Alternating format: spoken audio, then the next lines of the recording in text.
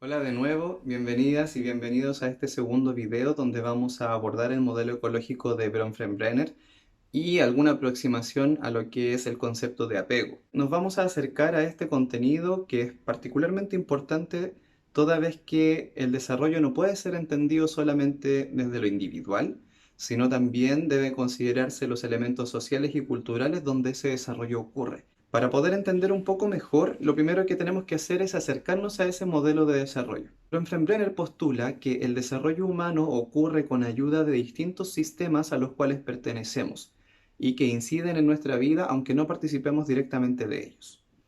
En particular, establece cuatro niveles de desarrollo en los cuales se distinguen primero el microsistema, es decir, todos aquellos espacios de los cuales niños y adolescentes participan directamente. Todos somos hijos dentro de una familia, todos somos estudiantes dentro de un contexto educativo y eventualmente todos pertenecemos a otras organizaciones, como podrían ser organizaciones no funcionales, organizaciones ciudadanas u organizaciones religiosas o deportivas. El tema es que no solamente nosotros nos relacionamos con esas instituciones, sino que los subsistemas se relacionan entre ellos. Por ejemplo, el sistema escuela se relaciona con el sistema familia cuando hay reunión de apoderados o cuando se cita a un papá a alguna situación en especial.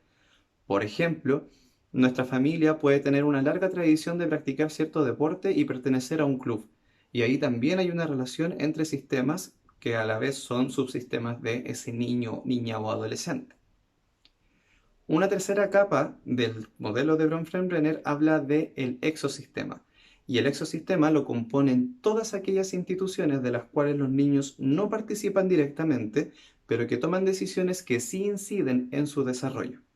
Ejemplos son el Ministerio de Educación, por ejemplo, o la economía.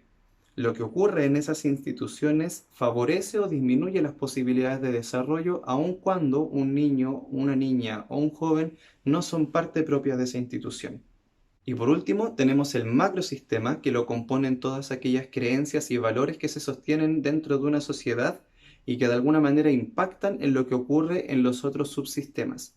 Una sociedad autoritaria, por ejemplo, va a hacer que sus instituciones en el exosistema tomen decisiones más rígidas, lo que a la vez incide en la forma en que dialogan los subsistemas y finalmente puede incluso modificar el contenido de las conversaciones al interior de una familia. Desde una mirada tradicional, podría esperarse que todos los niveles del desarrollo ecológico estén en completa armonía y coherencia, pero eso está lejos de ser real, sobre todo en contextos en los cuales la sociedad cambia y por lo tanto el diálogo entre estas distintas capas se va modificando.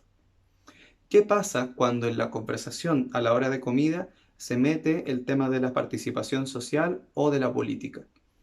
¿Qué ocurre cuando las familias quieren asistir a la escuela o al consultorio y esa institución está en paro participando de una protesta social? ¿Qué ocurre cuando las instituciones de economía y educación de nuestro país toman medidas autoritarias respecto de cómo va a funcionar un país? ¿Qué pasa cuando a nivel de macrosistema empezamos a dialogar nuevamente sobre qué entendemos por justicia, por derechos o por participación política? Todo eso que ocurre en los distintos niveles del modelo ecológico de Bronfenbrenner habla de que no podemos entender esto de manera estática, sino de manera dinámica. Y lo que tiene que ocurrir entonces es que tenemos que derribar algunos mitos. Un mito, por ejemplo, es sentir que los niños, niñas y adolescentes van a ser fruto inevitable de su contexto y no van a poder hacer nada al respecto. Los contextos están hechos para comprender el desarrollo, pero no para condenarlo. Y siempre tenemos que pensar que como los niños y los adolescentes son sujetos activos, dialogan con esos contextos y también pueden tomar otras decisiones. Como segundo elemento, es muy difícil pensar en un sujeto que no se considere parte de un sistema, porque aunque no participe activamente de la escuela o activamente de la organización social, sí pertenece a una sociedad más amplia, y lo que ocurre en instituciones macro o exo, en este caso como son los ministerios, como es el sistema financiero, termina impactándole. En tercer lugar, y esto es muy importante para lo que viene, no podríamos pensar en los sistemas del desarrollo solamente como la fuente de problemas, sino también como el nicho de oportunidades de desarrollo. Es lo que Acosta y Gital denominan recursos para el desarrollo y que vamos a explicar ahora. ¿Qué son los recursos para el desarrollo y la educación? Desde una mirada que obedece más bien al reduccionismo cultural, podríamos pensar que esos recursos son solamente objetos concretos. Cuando pensamos, por ejemplo, en escuelas que invierten grandes cantidades de dinero en data, en tecnología, en material didáctico, estamos pensando que el recurso educativo es ese. Pero el concepto de recurso, de una mirada más amplia, tiene que ver con la manera en que esos objetos son utilizados, el conocimiento que se requiere para sacarles provecho y en las conversaciones que comienzan a construirse en base a nuevas oportunidades de aprendizaje. Entonces, desde una mirada más amplia de lo que es el recurso educativo y para el desarrollo, entendemos que no son solamente los objetos, sino la manera en que dialogan con ciertos códigos de conversación, con ciertos hábitos y con ciertos valores.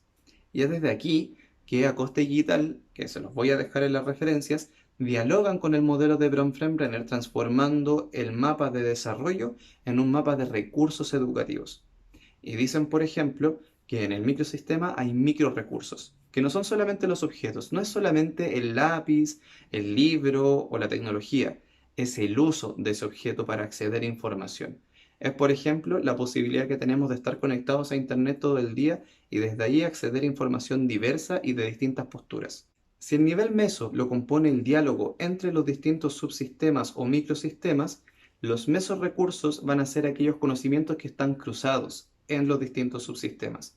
Por ejemplo, el conocimiento que poseen las familias respecto del trabajo que desempeñan cuando no están cuidando a sus hijos, o el conocimiento que existe en los consultorios respecto a la prevención de ciertas enfermedades y cómo eso dialoga con las oportunidades que la escuela ofrece. En contextos como el que vive nuestro país, actualmente empiezan a aparecer en el mesosistema otras posibilidades. Es lo que ocurre, por ejemplo, cuando se reactivan las juntas de vecinos, cuando aparecen ciertas agrupaciones ciudadanas que no tienen que ver necesariamente con partidos políticos y que esconden en ellas una potencialidad de diálogo que puede generar aprendizaje y otras oportunidades de desarrollo. Si a nivel de ecosistema hablamos de instituciones en las que no participamos directamente, el exorrecurso aparece de todas formas en la información que esa institución provee. Por ejemplo, en el acceso a la lectura de políticas públicas desde una mirada más crítica o en la participación en instancias consultivas ciudadanas como las que se están abriendo desde las municipalidades o desde otras instancias.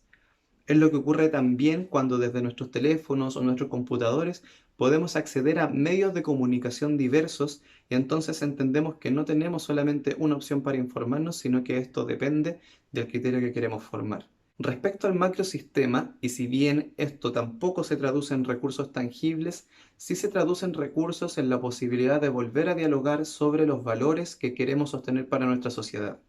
¿Qué entendemos por derecho? ¿Qué entendemos por justicia? ¿Y qué entendemos por participación? Pueden ser maneras en las que, por ejemplo, podemos volver a encontrar recursos en lo que antes parecía solamente explicar el desarrollo. En base a lo anterior, podríamos establecer una suerte de hipótesis, que es que todo lo que está ocurriendo a nivel de movimiento social, lejos de ser un problema, esconde una infinidad de recursos para el aprendizaje y el desarrollo. Si tomamos el modelo de Bronfenbrenner y lo utilizamos para algo más que para explicar, también encontramos en él la posibilidad de descubrir los recursos que están dentro de nuestros espacios inmediatos, en las instituciones que demarcan cómo vivimos y en la sociedad en general. Todo esto lo entendemos en el marco de una sociedad que está hacia un cambio profundo y en la cual cotidianamente están ocurriendo situaciones diversas, impredecibles y que constituyen un mapa de incertidumbre considerable. Para poder descifrar la manera en que niños y adolescentes se relacionan con la incertidumbre es que aparece el concepto de apego. Un concepto que aparece para explicar el desarrollo emocional de las personas, pero que podemos también usar para entender lo que está ocurriendo hoy en día. La teoría del apego emerge desde la psicología a mitades del siglo pasado en base a el llamado experimento de la situación del extraño. Un experimento con el cual se trató de inferir los estilos de reacción emocional que los niños tienen en base a sus primeras etapas de cuidado. Y consta más o menos de lo siguiente. En la situación del extraño se aborda el juego íntimo entre un niño y su madre, lo que era considerado para la época la única y principal fuente de cuidados. la madre posteriormente es reemplazada por una nueva persona que ingresa a la sala y entonces la reacción del niño al darse cuenta de esta nueva presencia es lo que se empieza a categorizar y da pie a 4 estilos de apego que son los que manejamos hasta hoy en día. Y los voy a describir de manera muy sucinta. Siendo el apego entonces el equilibrio entre las posibilidades de explorar una situación nueva y la confianza en la figura de apego o en la figura de contención emocional que tengo, puedo entender, primero, el apego seguro como aquel sujeto que puede explorar la situación inesperada porque confía y sabe que su figura de apego va a volver. Son sujetos que son descritos desde la teoría como sujetos con muy alta autoestima, que no tienen dificultades para alejarse de sus personas de confianza porque saben que luego van a estar ahí. Una segunda figura, distinta a la anterior, es la del apego ambivalente. Y la conforman sujetos que, a diferencia del apego seguro, no están seguros ni seguras de que su figura de cuidado va a estar ahí cuando regresen. Y por lo tanto, exploran las situaciones nuevas desde la incertidumbre, desde la inseguridad y con extrema cautela. En tercer lugar, aparece la figura del apego evitativo. Este apego está configurado desde una experiencia en la cual mi figura de apego no ha estado nunca y yo como sujeto entiendo que no va a estar tampoco. Por lo tanto, no voy a invertir emociones en alejarme, ni tampoco voy a invertir emociones en esta nueva experiencia emocional. Como última figura tenemos el apego desorganizado, que se constituye en sujetos cuya experiencia temprana con la figura de cuidado es más bien maltratadora o se vincula desde un lugar de daño. Y por lo tanto son considerados sujetos que tienen dificultades para construir relaciones armoniosas en la posteridad. Después de esta breve y somera descripción, lo que debiéramos preguntarnos es, al igual que lo hicimos en el video pasado, ¿qué lugar tienen los niños, niñas y adolescentes respecto del apego que viven en sus primeras infancias? Si la teoría del apego la entendemos desde un lugar determinista, en el cual las primeras experiencias condenan lo que va a ocurrir posteriormente, pensaríamos que el niño que genera un apego seguro siempre lo va a tener, que el niño que genera un apego ambivalente siempre lo va a tener, y lo mismo con los otros modelos. Sin embargo, si nos queremos discutir y plantear el lugar activo que tienen los niños y niñas en su propio desarrollo, también podríamos considerar la posibilidad de que estos transformen su apego a medida que viven nuevas experiencias. Quizá la pregunta no es qué apego tiene este otro que estoy educando o este otro que estoy conociendo. La pregunta debiese ser más bien cómo le puedo generar yo espacios para que explore dentro de la seguridad de que va a tener figuras de contención y apoyo. En un semestre normal les diría que el lugar de apego que estamos generando como profesores es el aula, que ese es el espacio en el cual se van a jugar las emociones más importantes, toda vez que cada desafío educativo es una nueva situación del desconocido frente a la cual hay que poner en juego la seguridad y la autoestima. Sin embargo, entendiendo que estamos en un proceso de movilización social, entendiendo que están emergiendo espacios de participación ciudadana, ¿podríamos entender esta participación ciudadana solamente desde lo político? ¿O tendríamos también que entender que lo político está permeado por procesos de apego? Si este fuese el caso, no podríamos pensar en una asamblea solo como un lugar para ir y decir opiniones, sino como un lugar en el cual tengo derecho a sentir que puedo opinar sin temor a equivocarme, porque las personas que están ahí van a confiar en mí y me van a corregir de manera amorosa si es que cometo alguna equivocación.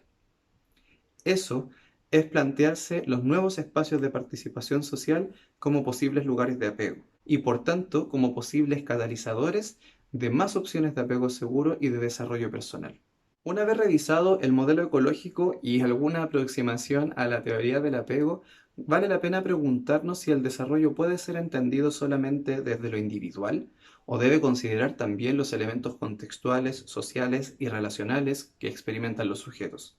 Es prudente preguntarnos si estas experiencias condenan a las personas o más bien son oportunidades para que se reconstruyan a sí mismas.